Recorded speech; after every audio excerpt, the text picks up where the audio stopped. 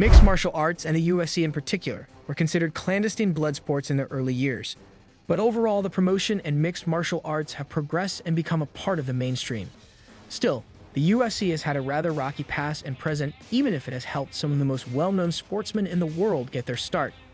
We'll look more closely at 10 topics that Dana White and company would likely like to ignore in order to emphasize the prior point. Now, without further ado and ranked in no particular order, let's take a look at 10 things the UFC probably wants you to forget. Number 10. Brock Lesnar's UFC 100 speech. Over the years, the UFC roster has featured several fighters who have been great ambassadors for the sport. On the flip side, a handful of athletes have said some things the promotion certainly wishes they hadn't.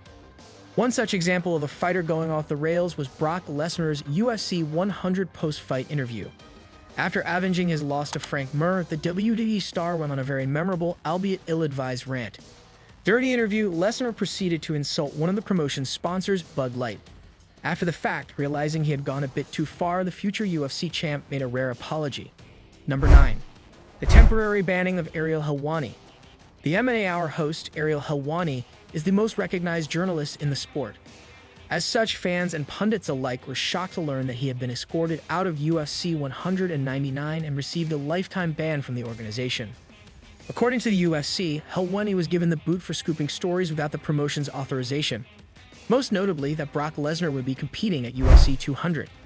In response to the ban, the popular host tearfully discussed the situation on his show and denied any wrongdoing. After taking plenty of heat from fans and journalists for the move, the UFC decided to lift the ban. That said, Helwani's relationship with the organization's leadership remains strange, to say the least.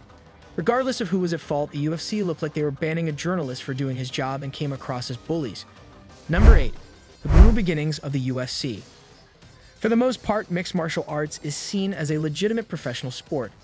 As the industry leader, the Ultimate Fighting Championship has developed rules, and the action in the octagon generally showcases world-class athletes performing techniques at the highest level. Of course, in the early days of the UFC, the scuffles in the cage more often resembled a street fight. Void of almost any rules, groin shots, hair pulling, and just about anything in between was totally legal. Things were so bad that former U.S. Senator and presidential candidate John McCain referred to the UFC as human cockfighting. He even tried to get the entire sport banned by writing the governors in all 50 states, asking them not to host the then-upstart promotion. McCain's actions prompted UFC officials to add more rules and regulations, resulting in the product we have today. Number 7. UFC monopoly claims. For obvious reasons, the UFC hasn't been eager to discuss their pending legal issues. Still, the antitrust lawsuits filed by fighters like Kung Lee and CB Dalloway have received their share of media attention. While Lee and Dalloway were involved in separate suits, the accusations are similar. The filings accuse the UFC of, among other things, locking fighters into exclusive long-term contracts, using market dominance to coerce athletes into re-signing and acquiring, then closing down, other MMA promotions. The cases are still pending, but the lawsuit definitely isn't something the UFC wants in the headlines, regardless of the outcome. Number 6. UFC 151 cancellation. Historically, the UFC has been known to alter cards due to injuries and various other issues. However, canceling an event entirely is practically unheard of. That said, the exception that immediately stands out is UFC 151. UFC 151 was scheduled to take place on September 1, 2012. The ill-fated event was supposed to be headlined by a light heavyweight title match between Jon Jones and the legendary Dan Henderson. While the potential main event featured two big names, the rest of the card was pretty thin. As such, when Henderson pulled out with an injured MCL, the promotion frantically tried to find a replacement to challenge the light heavyweight champ. Unfortunately for the UFC, Jones' head coach Greg Jackson advised him not to accept a short-notice fight with would-be replacement Chael Sonnen. The move caused a rift between Jackson and UFC president Dana White, with Jones ultimately deciding to heed his longtime mentor's advice and bow out. Left with a lineup void of any star power, Zuffa was forced to cancel UFC 151 in what would come to be known as the Lost Show. Number 5. CM Punk's run with the promotion. The UFC prides itself on being home to the top mixed martial arts talent in the world, and for the most part, the boast is true. Yet the glaring counterpoint to this statement was the less than stellar tenure of professional wrestler CM Punk. With no training to speak of prior to signing with the UFC, the former WWE champion would be given 2 promotional newcomers and beaten soundly in both of his appearances. After getting submitted in the first round at UFC 203 by Mickey Gall, the UFC gave him a second shot in the octagon. For Punk's next go-around, the promotion picked in 0-2 fighter named Mike Jackson in the hopes of producing a competitive bout. Sadly, even Jackson outclassed the former WWE star at UFC 225 in a fight that should never have occurred in the octagon. The organization may have garnered some attention by bringing in a celebrity, but they could hardly claim they were promoting two of the top fighters in the world that evening. Number 4. Dana White's controversial comments about Cris Cyborg. UFC President Dana White's shoot-from-the-hip speaking style has helped make him a very polarizing character. His comments have also caused fighters like former women's featherweight champion Cris Cyborg to label him as a bit of a bully.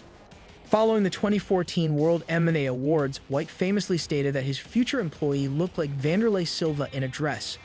As one might expect, when the Brazilian finally signed with the UFC in 2015, her relationship with the UFC president was strained up until her eventual departure in 2019.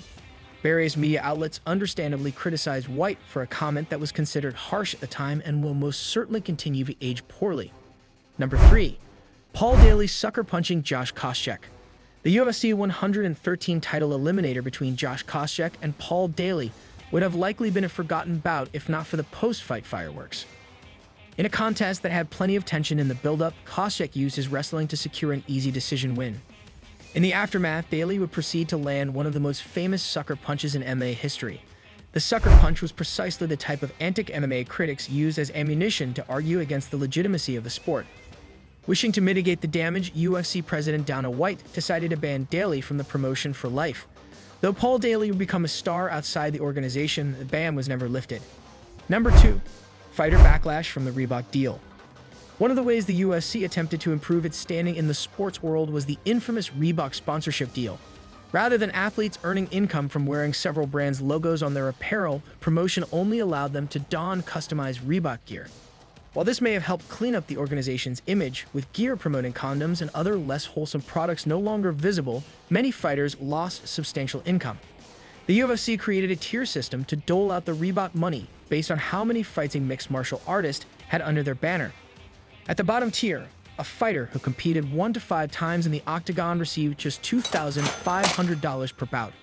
On the top of the spectrum, veterans with 21 or more fights under their belt took home $20,000 per contest, with title challengers and champions bringing in $30,000 and $40,000 respectively. This controversial system was very unpopular with the UFC roster. Several fighters like Vitor Belfort and Miesha Tate openly voiced their displeasure. Belfort claimed that the deal cost him millions in sponsorship money.